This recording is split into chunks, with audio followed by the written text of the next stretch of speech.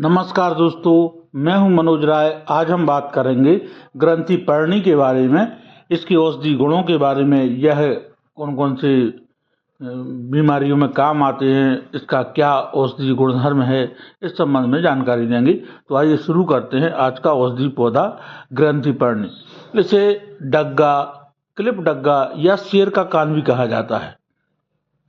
यह कुछ लोग इसको बड़ी गुमा रक्त पुष्पी भी कहते हैं। इसका बॉटनिकल नेम है लियोनोटिस नेपेटिफोलिया, को आमतौर पर ग्रंथिपर्णी कहा जाता है। यह एक वार्षिक या अल्पकालिक बारहमासी पौधा है। यह दक्षिण भारत और उष्णकटिबंधीय अफ्रीका का मूल निवासी है। भारत में आदिवासी और लोक कथा परंपराओं में इसका इस्तेमाल किया जाता है। लियोनोटिस नेपेटिफोलिया के बारे में कुछ खास बातें ये हैं। यह एक सीधा शाखित जड़ी बूटी है जो 8 फुट तक लंबी हो सकती है। इसके तने दृढ़ता से 4 कोण वाले होते हैं।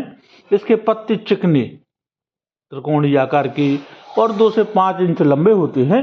इसके फूल नारंगी रंग के रोएदार और ट्यूबुलर होते हैं। इसके फूल गोल कांटेदार गुच्छों में लगते हैं। इसके फल आयताकार, अंडाकार या लंबाकार, शुष्क कोणीय, कुंद या कटे हुए होते हैं। लियोनोटिस नेपेटिफोलिया के कई औषधीय गुण हैं। इसमें रोगाणुरोधी, सूजनरोधी, एंटीऑक्सीडेंट और एनाल जैसे गतिविधियों के लिए जाना जाता है। इसकी जड़ों को ग्रंथिपर्णी कहा जाता है, जो एक आयुर्वेदिक जड़ी बूटी है। ग्रंथिपर्णी या रक्तपर्णी, रक्तपुष्पी लियोनोटिस नेपेटिफोलिया को त्रिनिदाद में सांडिलाई नाम से जाना जाता है और इसकी पत्तियों को बुखार, खांसी, गर्भाशय के आगे बढ़ने, मलेरिया के लिए चाय के रूप में पिया जाता है और इसे हड्डियों और फेफड़ों के स्वास्थ्य के लिए फायदेमंद माना जाता है। अन्य भाषाओं में ग्रंथिपर्णी के नाम हैं। संस्कृत में गृध्रनखी, व्याघ्रनखी, तपस्प्रिय, करम्भा, व्याघ्रघंटी। हिंदी में अर्दंदा, जख्मबेल, हिंस, झिरिस, करवा। उड़िया में गोविंदी, कोंकणी में गोविंद फल, कन्नड़ा में मुल्लू कट्टारी, गुजराती में गोविंद फल, तेलुगु में अडोंडा, तमिल में अडोंडाई, बंगाली में असारी तिल्लता, नेपाली में गोविंद फल, पंजाबी में करवीला, हीस, मलयालम में करथोटी, मराठी में गोविंदी, इंग्लिश में इंडियन कैपरबेरी। ग्रंथिपर्णी का औषधि गुण। ग्रंथिपर्णी का इलाज किन किन बीमारियों के लिए किया जाता है? तो यह प्रकृति से पित्तकारक, गर्म, रुचिकारक, विष तथा कफ को दूर करने वाला होता है। इसके फल कड़वे, गर्म तथा तीनों दोषों को हरने वाले होते हैं। इसकी त्वचा की छाल भूख को बढ़ाने वाली, आमाशयिक, स्राववर्धक तथा दर्द निवारक गुणों वाली होती है। इसका पंचांग सामक यानी आराम देने वाला तथा मूत्र को बढ़ाने वाला होता है। गृध्रनखी शूल, विसूचिका या पेचिस, शोथ या सूजन, रक्तपित्त या नाक कान से खून बहने की बीमारी, प्रमेह या डायबिटीज, आमबात या गठिया, व्रण या अल्सर, उदरशूल या पेट दर्द में, स्नायुशूल या नर्व में दर्द, लंग्स में सूजन, स्तन में दर्द तथा सूजन को कम करने में मदद करता है। पेट दर्द को कम करने में असरदार ग्रंथिपर्णी। अगर खान पान में गड़बड़ी की वजह से पेट में दर्द हो रहा है तो इसके तने की छाल को पीसकर पेट में लेप करने से पेट दर्द में आराम मिलता है। भूख बढ़ाने में फायदेमंद ग्रंथिपर्णी। अगर किसी बीमारी के साइड इफेक्ट के कारण भूख कम लगती है तो 1 ग्राम पत्ते को काली मिर्च, इमली तथा लहसुन के साथ पीसकर सेवन करने से भूख बढ़ती है। बवासीर के दर्द से दिलाए आराम।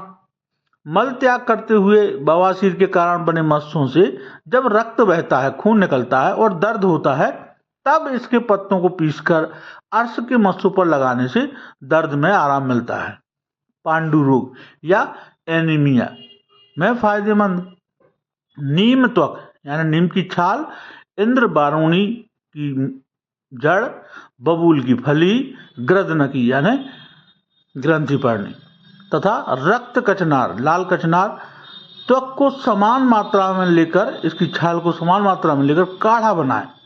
फिर 15 से 30 ml काढ़े में गुड़ मिलाकर सेवन करने से पांडु तथा विबंध यानी कब्ज में लाभ होता है। फिरंग है यदि किसी को सिफिलिस है, इसके लिए सिफिलिस यौन संचालित रोग होता है, पत्तों का काढ़ा बनाकर पीने से फिरंग में लाभ होता है। यदि वृषण शोथ है, अंडकोश में सूजन है, तो उसमें भी यह बहुत फायदेमंद है। ग्रंथि पर्णी जड़ की छाल को पीसकर लेप करने से वृषण की सूजन, पीड़िका या ग्रंथि के सूजन को कम करने में सहायता करती है। यदि आपको स्लीपद या फाइलेरिया है तो उसमें भी यह बहुत बढ़िया कार्य करती है। फाइलेरिया के सूजन के साथ लिम्फ नोड पर भी असर पड़ता है।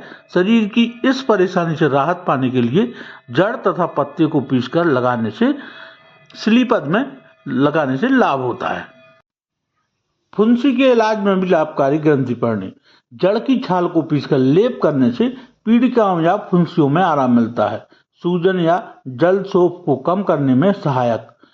अगर किसी स्थान का सूजन कम होने का नाम नहीं ले रहा है तो ग्रंथि पर्णी के जड़ तथा पत्ते को पीसकर सूजन वाले स्थान में लगाने से सूजन कम हो जाती है। इसके अलावा जड़ को पीसकर उसमें कासमर्द तथा मोलसिरी मिलाकर जल सोप रोगी के शरीर पर रगड़ने से जल सोप में लाभ मिलता है। बुखार के कष्ट को कम करने में फायदेमंद ग्रंथि पर्णी। ग्रंथि पर्णी की जड़ की छाल का काढ़ा बनाकर 10 से 20 ml की मात्रा में पिलाने से बुखार से राहत मिलती है। फूलों की राख बनाकर इसको जलने या दाद और अन्य त्वचा रोगों पर इसको लगाया जाता है। इसकी पत्तियों का उपयोग गठिया के लिए किया जाता है और यह ऐंठन नाशक, कैंसर रोधी, त्वचीय नाशक और हल्के कृमि नाशक के रूप में कार्य करती है। तो आज के लिए इतना ही। मिलते हैं अगले वीडियो में नई जानकारी के साथ। तब तक के लिए बहुत बहुत धन्यवाद। नमस्कार दोस्तों।